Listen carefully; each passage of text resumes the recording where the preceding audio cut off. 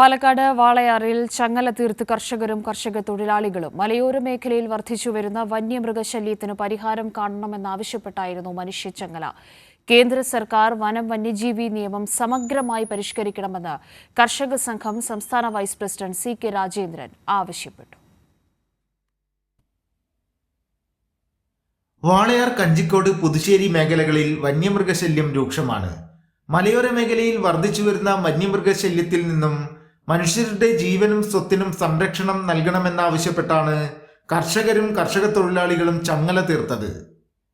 കേരള കർഷക സംഘം Puthussery area committee സംഘടിപ്പിച്ച മനുഷ്യച്ചങ്ങലയിൽ നൂറുകണക്കിന് ആളുകൾ അണിചേർന്നു. വാളയാർ ഫോറസ്റ്റ് ഓഫീസ് മുതൽ വാദ്യാർചള്ള വരെ നീണ്ട മനുഷ്യച്ചങ്ങലയിൽ കർഷക സംഘം സംസ്ഥാന വൈസ് പ്രസിഡന്റ് സി.കെ. രാജേന്ദ്രൻ ആദ്യ കണ്ണിയായി. തുടർന്ന് നടന്ന പൊതുയോഗം സി.കെ. രാജേന്ദ്രൻ ഉദ്ഘാടനം ചെയ്തു.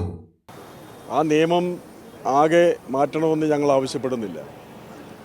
പക്ഷെ ആ നിയമത്തിന് ശേഷം വന്നിട്ടുള്ള ഭേദഗതികളായാലും 2022 നരേന്ദ്രമോദി ഗവൺമെൻറ് കൊണ്ടുവന്ന ഭേദഗതി ആയാലും കൂടുതൽ ഈ വന്യമൃഗ സംരക്ഷണത്തിൻ്റെ പേരിൽ ജനങ്ങളെയും അവരുടെ ജീവിതമാർഗങ്ങളെയും തകർക്കുന്ന രീതിയിലാണ് ആ നിയമം നടപ്പിലാക്കി വരുന്നത്. കർഷക സംഘം പാലക്കാട് ജില്ലാ ട്രഷറർ എസ്. സുഭാഷ് ചന്ദ്രബോസ് അധ്യക്ഷനായി.